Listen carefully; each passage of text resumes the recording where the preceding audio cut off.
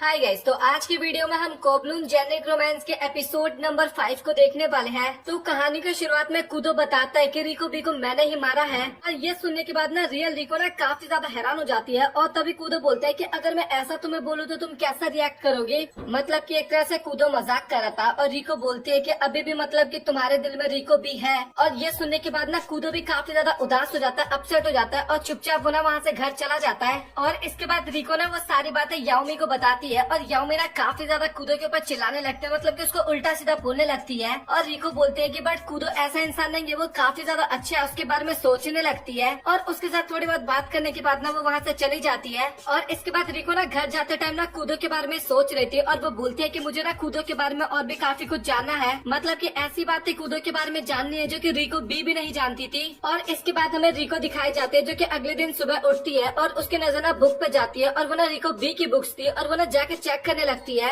और वो जापान के इतिहास और की बुक थी, उस टाइप की बुक थी। और वो ना रीड करने लगती है वहाँ पे बुक्स को। और वो ना वहाँ पे एक मिस्ट्री नॉवल पढ़ना स्टार्ट कर देती है। और उसको नॉवल पढ़ने में काफी ज्यादा अच्छा लगता है। और पढ़ते पढ़ते काफी टाइम बीत जाता है। और इसके बाद वो नॉवल रखने के लिए जाती है। और इसके बाद तभी रिको को ना वहाँ पे एक डायमंड रिंग नजर आती है। और वो ना रिको बी का था। और वो ना उसको थोड़ी देर देखती है। और इसके बाद वो अगले दिन ऑफिस जाती है जहाँ पे ना कूदो और रिको दोनों ही भाई नींद नहीं लिए थे। और इसके बाद तभी दोनों सीट पे बैठते हैं। और कूदो बोलता है कि आखिर तुम रात में सोई क्यों नहीं थी। और रिको बताती है कि वो ना एक नॉवल पढ़ रही थी। और वो नॉवल पढ़ने में इतना ज्यादा अच्छा लगा ना उसको कि पता ही नहीं चला कि कब दिन हो गया। और उसने नॉवल तो कंप्लीट कर लिया बट वो ना अधूरा नॉवल था और उसका पार्ट 2 उसको नहीं मिल रहा। और इसके बाद कूदो ना एक बुक स्टोर के बारे में बताता है जहाँ पे बुक मिल सकता था। और इसके अगले सीन में कूदो रिको को लेकर उस बुक स्टोर में जाता है। और उसके साथ ना याओमी भी थी। और जैसे बुक स्टोर के अंदर जाते हैं तो लिटरली वहाँ पे श्याओही थी, मतलब कि अभी वो वहाँ पे काम करने लगी थी। और रिको ना अपनी बुक के बारे में बताती है श्याओही को। और श्याओ ना काफी आसानी से बता देती है कि आखिरकार वो बुक उसको कहाँ पे मिलेगी। और रिको फाइनली अपनी बुक ढूंढ लेती है और वहीं पे ना पढ़ना भी स्टार्ट कर देती है, मतलब कि पढ़ने लगती है वहाँ पे। बुक तो रिको को मिल गया था बट प्रॉब्लम की बात ये थी कि बुक ना मिस प्रिंट था, कुछ पेजेस गायब थे या फिर कुछ वर्ड्स गायब थे, आप इतना मान सकते हो। और तभी वहाँ पे कूदो आ जाता है और कूदो बोलता है कि तुम्हें कुछ हुआ है क्या। और रिको ना अपने प्रॉब्लम्स के बारे में बताती है कूदो को।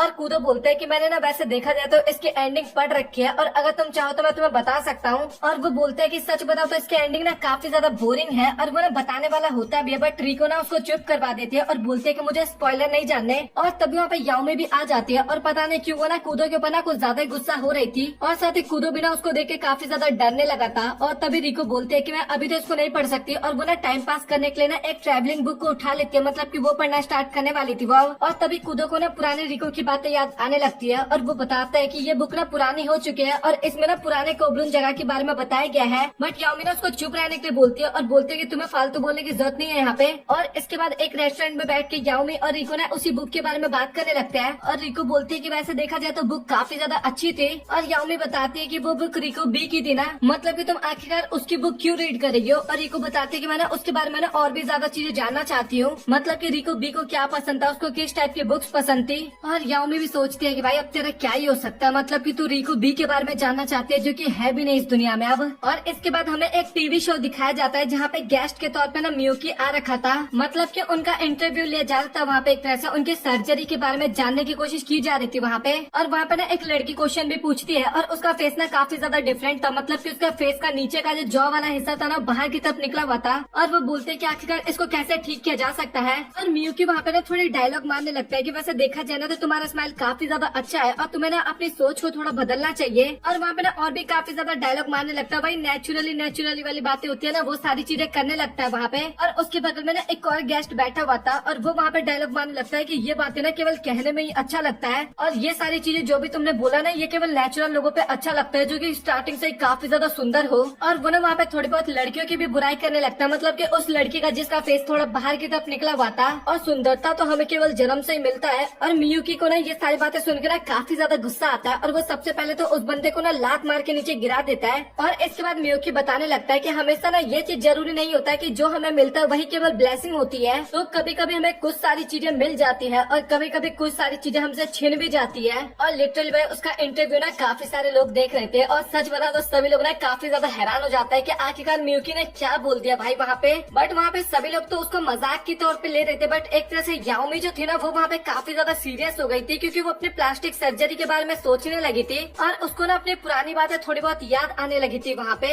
और वो ना वहाँ पे और भी काफी काफी सारी बातचीत करते हैं और इसके बाद तभी रिको सोचते हैं कि अब हमें यहाँ से चलना चाहिए और वो सभी लोग ना वहाँ से जा रहे होते हैं। बट तभी वहाँ पे ना एक लेडी आती है जो कि ना एक मूवी की टिकट लेके आई थी और मूवी का नाम ना बटरफ्लाई ड्रीम था। और रिको बताती है कि ये जो लेडी है काफी ज्यादा सुंदर लग रही है, मतलब कि फोटो जो बना हुआ था। और वो ना याओमी से बोलती है कि यार तुम ये मूवी देखना चाहोगी, और याओमी ना मना कर देती है। और उस टाइम पे ना याओमी का शक्ल एकदम देखने वाला था, मतलब कि काफी ज्यादा हैरान हो गई थी वो वहाँ पे। और इसके बाद रिको ना अकेले मूवी देखने के लिए चले जाती है और मूवी देख के आती है ना तो वो याओमी के साथ ना शॉपिंग पे जाती है। एक कपड़े का शॉपिंग करना था उसको, और उस दौरान ना वो केवल मूवी के बारे में बात कर रही थी, मतलब की जो हीरोइन थी वो सच में काफी ज्यादा सुंदर थी। और साथ ही इसी तरीके से काफी ज्यादा मूवी की बात की जा रही थी और याओमी ना उसको इग्नोर करने की कोशिश कर रही थी उन बातों को। और याओमी को ना वहाँ पे एक कपड़ा पसंद आता है और रिको बोलती है कि ये कपड़ा ना एकदम हीरोइन के आउटफिट की तरह मैच कर रहा है। और याओमी ना वहाँ पे रिको के ऊपर काफी ज्यादा गुस्सा होने लगती है और बोलती है कि मुझे सच में काफी ज्यादा डर लगता है इन सभी चीजों से। काफी ज्यादा डायलॉग भी मारती है और रिको बोलती है कि आखिरकार तुम्हें डर किस चीज से लग रहा है। और याओमी बोलती है कि तुम्हारा कोई डरावना पास्ट नहीं है ना, इसलिए तुम्हें इसके बारे में नहीं पता। और इसके बाद वो ना वहाँ से भागने लगती है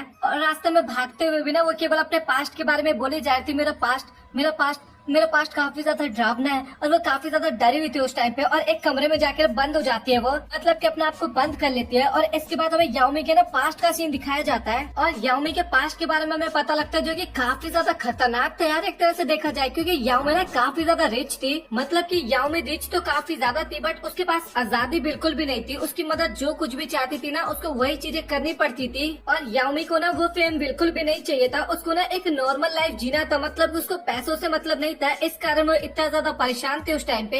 और हमें रिको दिखाई जाती है जो कि याओमी के बारे में सोच रही थी। उसने मैसेज भी किया था याओमी को बट याओमी ने कोई भी रिप्लाई नहीं किया। और उस टाइम पे रिको काफी ज्यादा परेशान हो रही थी और वो सोच रही थी कि पता नहीं उसको क्या हो गया, आखिरकार इतना अचानक से इतना ज्यादा सीरियस क्यों हो गई वो। और ये सारी बातें रिको ना कूदो को भी बताती है और कूदो बोलता है कि तुम्हें ना इतना ज्यादा सोचने की जरूरत नहीं है, तुम्हें डायरेक्ट ना याओमी से जाके बात करना चाहिए, उसको कन्फ्रंट करना चाहिए कि आखिरकार उसको क्या प्रॉब्लम है। और यहाँ पे टाइम वेस्ट करके ना तुम्हारा कुछ ज्यादा फायदा नहीं होने वाला, या फिर उसके बारे में सोच के। और रिको भी सोचती है कि भाई देखा जाए तो कूदो की बात एकदम सही है। और इसके बाद वो सीधा याओमी के पास पहुंच जाती है उससे बात करने के लिए। और इसके बाद रिको ना उसको बाहर आने के लिए बोलती है लेकिन याओमी नहीं आती और रिको ना उसके पास्ट के बारे में पूछती है। और इसके बाद याओमी ना अपने पास्ट के बारे में बताने लगती है कि वो ना अपनी मदर की एक तरह से डॉल थी, उसकी मदर जो कुछ भी उसको बोलती गई ना केवल वो वही करती थी और उसको अपनी लाइफ जीने का ना बिल्कुल भी मौका ही नहीं मिला। और वो बताती है कि मुझे ये भी नहीं पता कि आखिरकार मुझे क्या बोलना चाहिए, मतलब कि क्या बोलना चाहिए था। पहले की बात है ना भाई, अभी तो नॉर्मल हो चुकी है उतना। और इसके बाद रिको ना उसको काफी ज्यादा कंफर्टेबल फील करवाने की कोशिश करती है, उससे पहले थोड़ी बहुत नॉर्मल बातें करती है। और वो बताने लगते हैं कि अगर कोई अपने आइडल वर्जन को पाना चाहता है ना तो भाई इसमें कोई गलत बात नहीं है या फिर वो झूठा नहीं कहलाएगा।